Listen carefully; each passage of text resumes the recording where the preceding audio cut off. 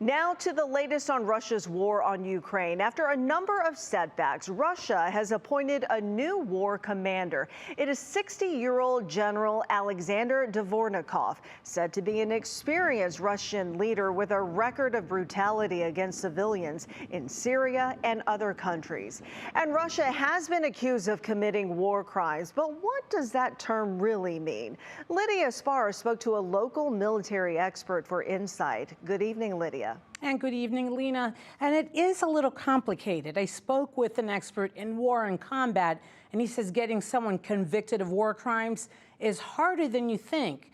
Now, a warning, some of the video you're about to see is very disturbing. Most recently in Ukraine, a train station in the eastern part of the country was bombed. Civilians inside trying to escape the war zone. More than 50 people died in that attack. Russia has denied any wrongdoing. Steve Oluic, a retired Army colonel, is an expert in Eastern Europe.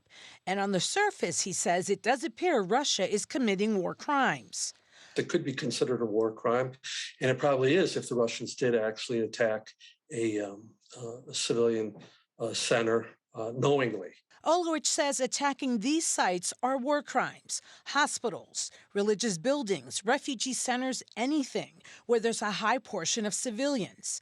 A mass grave is anything more than one body, and they'll be looking at the bodies for war crimes, i.e. hands being tied behind the back, everyone shot, for example, in the head. Sounds brutal, but they would be looking for that, an organized effort to eliminate people. Oluic says investigators look for results of the attacks, damage, any facts to lead that it was organized, mass graves.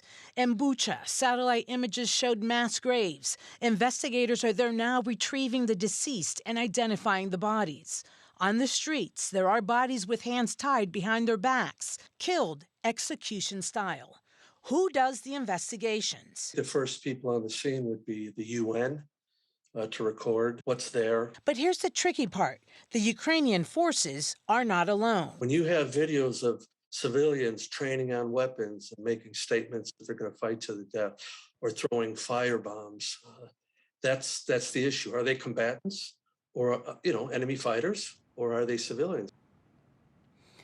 Now, in order to find someone guilty of war crimes, there has to be a full investigation. Oluic says accusations, Lena, have to be based on facts. All right, Lydia, a lot more to go. We appreciate it. Thanks for the insight.